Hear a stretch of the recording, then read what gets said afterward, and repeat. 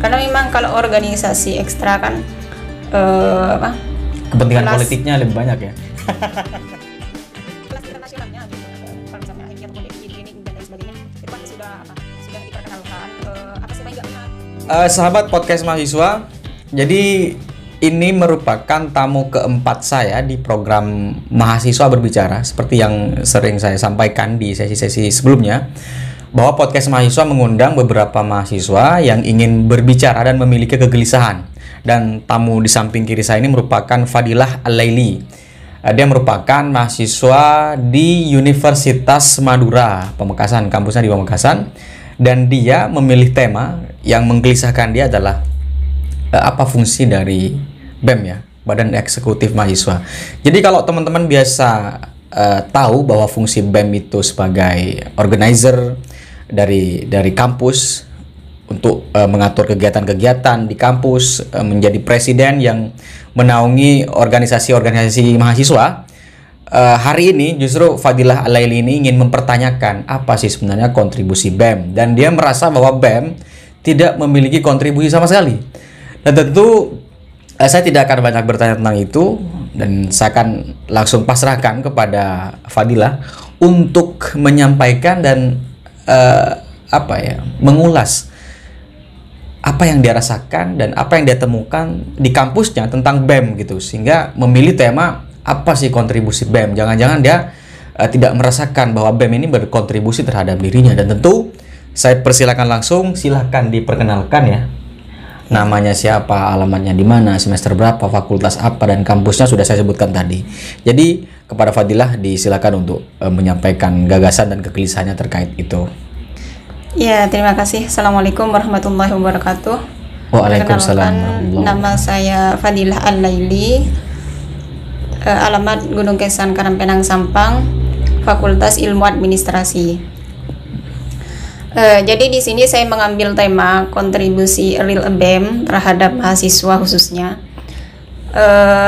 Jadi kegelisahan saya terhadap BEM di kampus khususnya di fakultas saya begitu.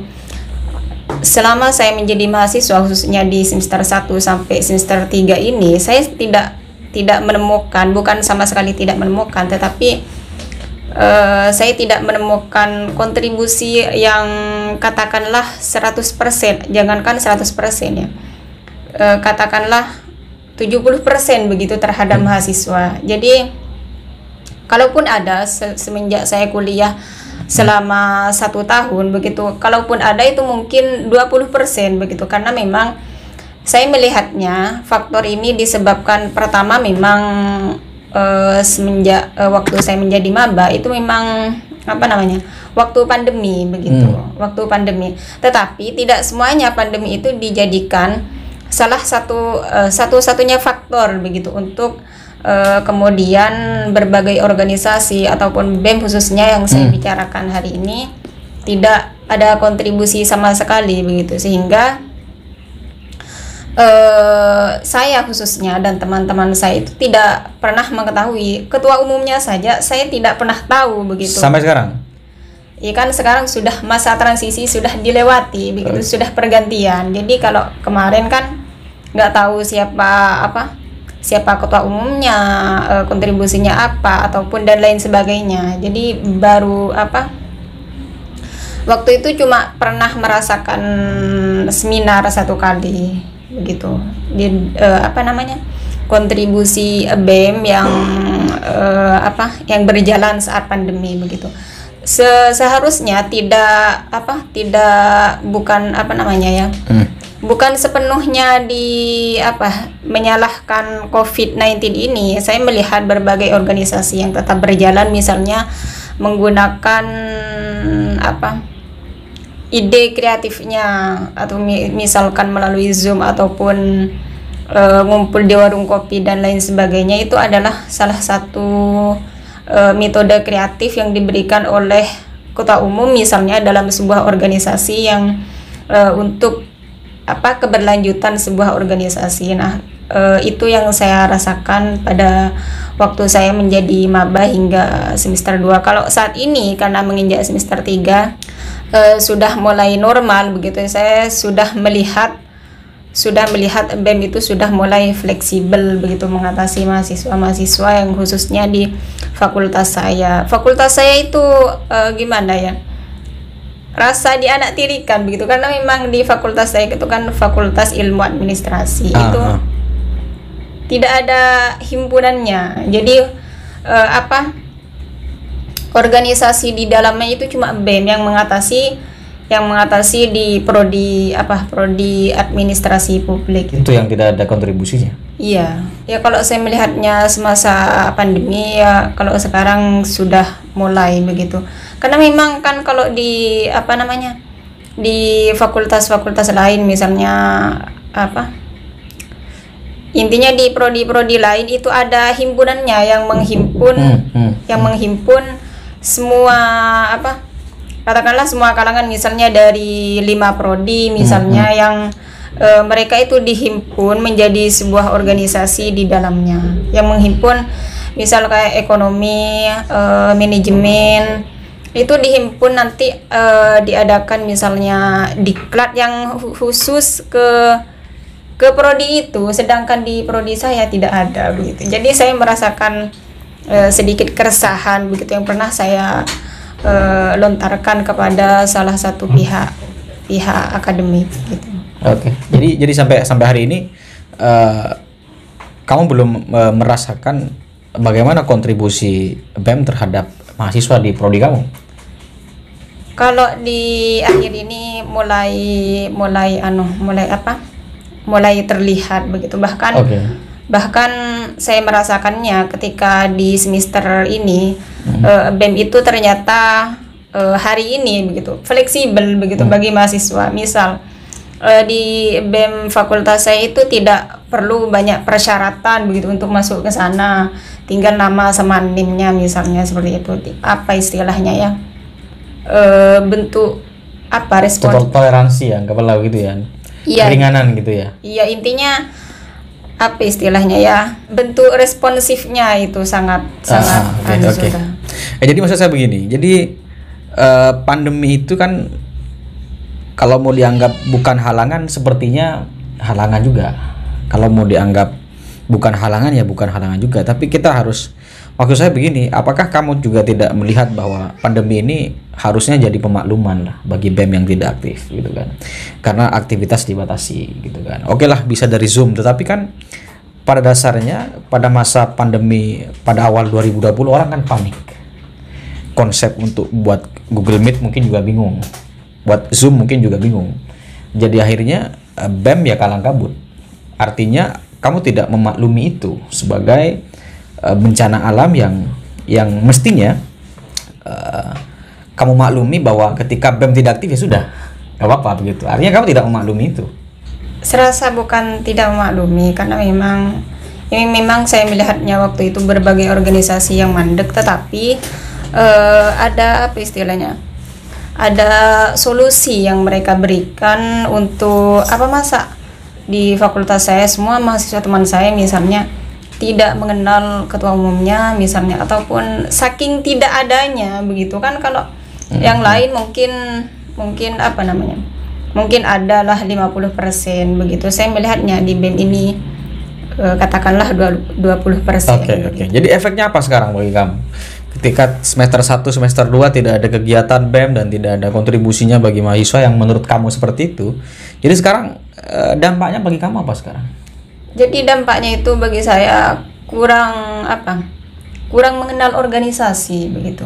Waktu saya menjadi maba seharusnya kan diperkenalkan, ini loh BEM organisasi di fakultasnya misalnya, ini loh misalnya. Jadi saya rasa ya dampaknya minus kepada saya. Kalau di mahasiswa yang kuliah pada tahun ini begitu, mereka sudah dirangkul begitu. Betul. Iya, dirangkul bulan ini mengadakan ini, mengajak semua mahasiswa gitu, dikasih apa-apa ke kelasnya, itu seakan dirangkul. Kalau waktu saya jadi maba tahun kemarin itu nggak ada. Jadi maksud saya, jadi yang salah BEM apa COVID ini?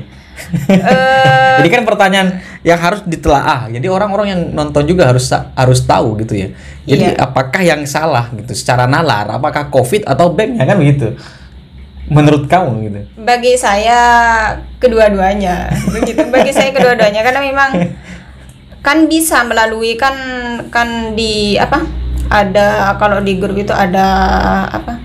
Ada grup khusus kampus, pemberitahuan terhadap kampus, ada grup khusus kelas, ada grup khusus ini dan lain sebagainya. Setidaknya ada pemberitahuan apa gitu, apa saat itu nggak ada begitu. Kan kalau begini ya, kalau organisasi di intra apa namanya? Iya, intra kampus itu kan sering memberi pemberitahuan. Oh ini ada perekrutan kader misalnya, ada perekrutan ini misalnya. Di BEM itu kalau saya melihat cuma 1 kali atau 2 kali pernah mengadakan seminar sama camping. Itu pun kalau yang masih maba itu enggak diajak. Kalau sekarang kan diajak begitu. Oke. Jadi memang akhirnya kamu merasa tidak benar-benar mengenal terhadap organisasi intra kamu, khususnya BEM Fakultas Ilmu Administrasi ya, di Unira. Jadi ini Kota BEM-nya harus nonton. Jadi memang seharusnya yang tepat, saya kalau konteksnya seperti itu, saya harus mengundang Ketua BEM Fakultas untuk datang ke sini untuk mensidang gitu kan, bagaimana sebenarnya waktu itu.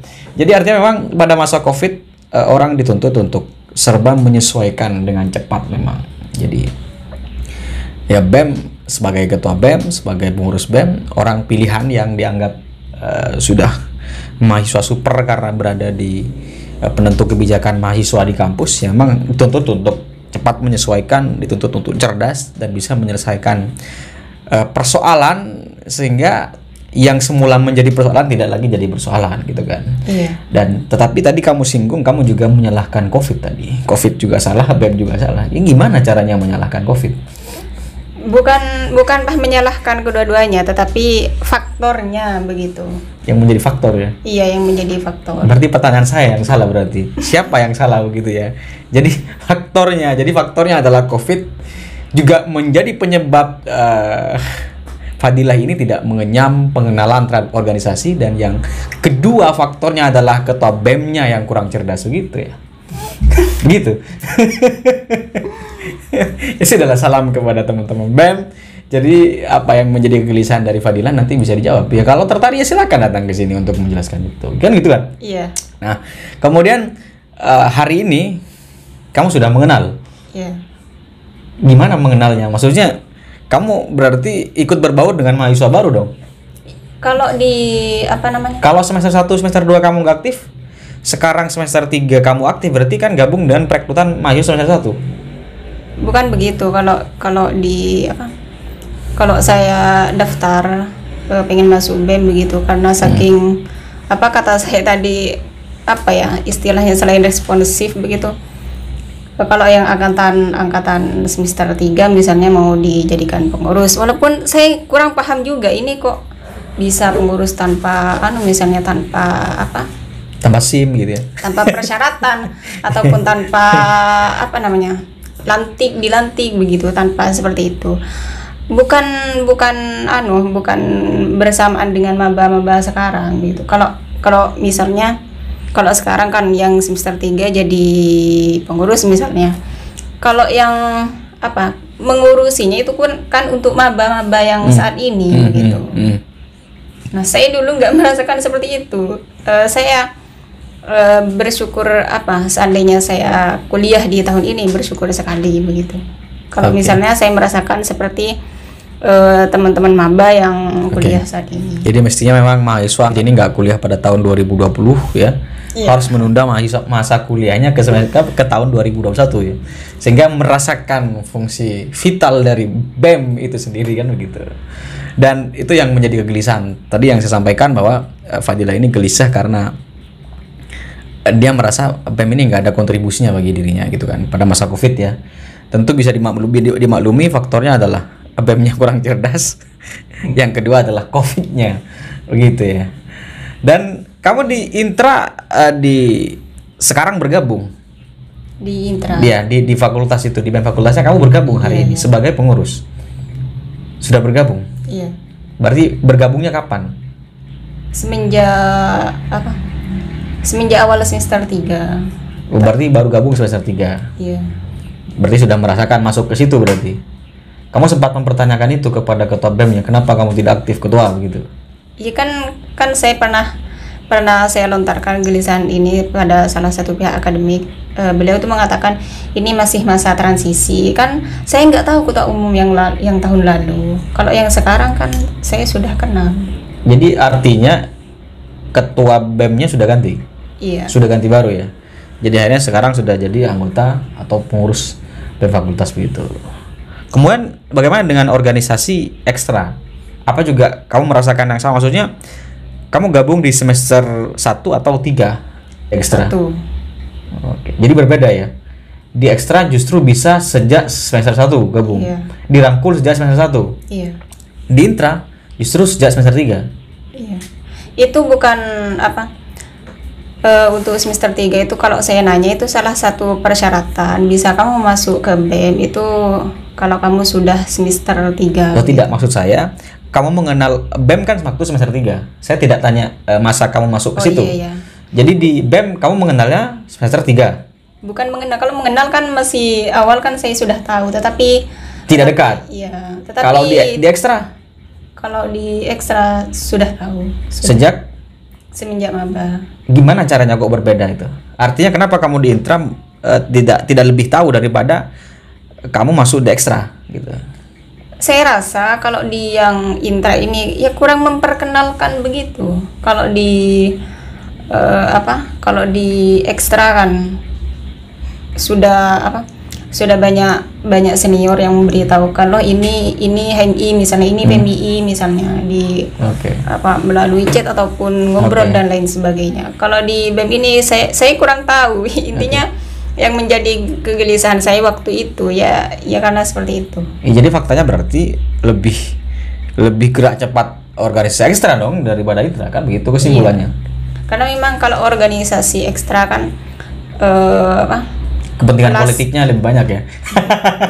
bukan seperti kelas internasionalnya begitu kan.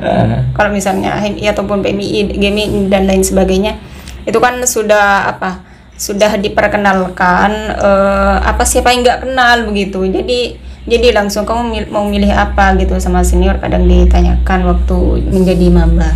Ditawarkan milih PMI, HMI atau GMNI gitu ya. Kalau BEM ini nggak ada yang ngomong ke saya, walaupun saya ada di fakultas itu. BEM ini akan mengadakan ini loh, kamu masuk ya, kamu ini. Nggak ada ya? Nggak ada.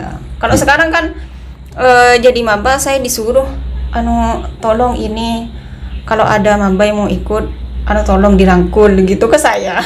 Untuk masuk ke? Untuk agar bukan bisa bergabung. Untuk dalam satu program, dalam satu kajian misalnya.